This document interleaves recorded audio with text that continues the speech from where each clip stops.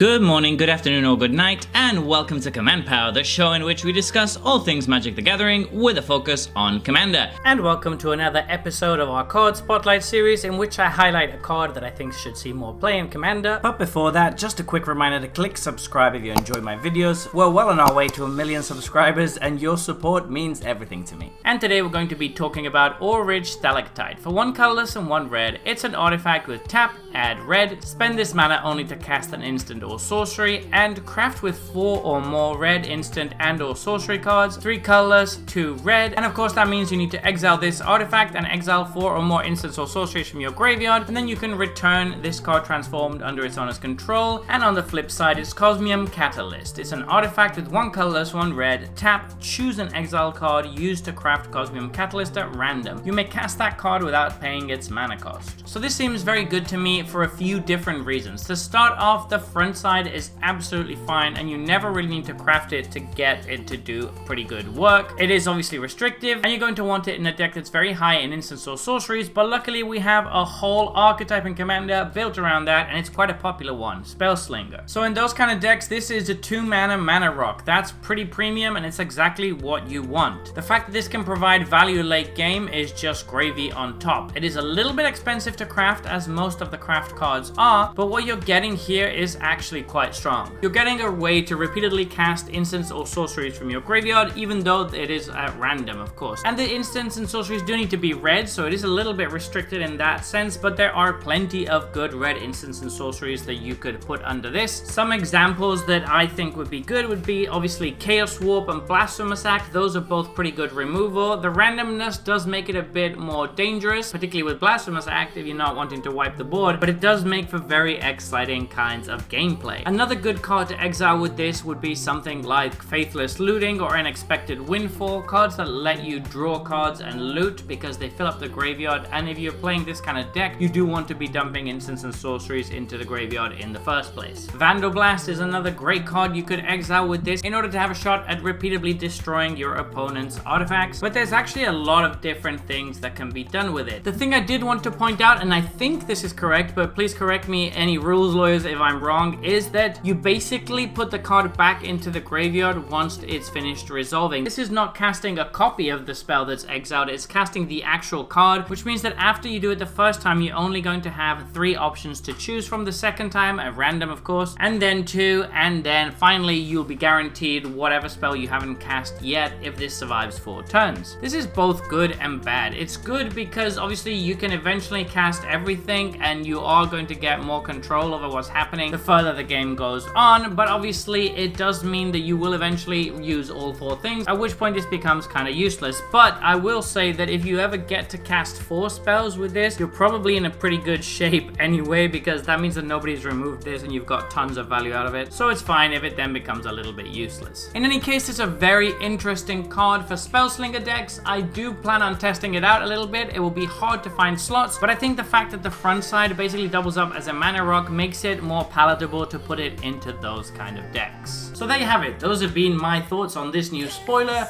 What do you think about this card? Please let me know in the comment section below. I read all comments and respond to all of them too. And if you enjoyed this video, don't forget to click like or subscribe. It really helps the channel. And until next time, take care.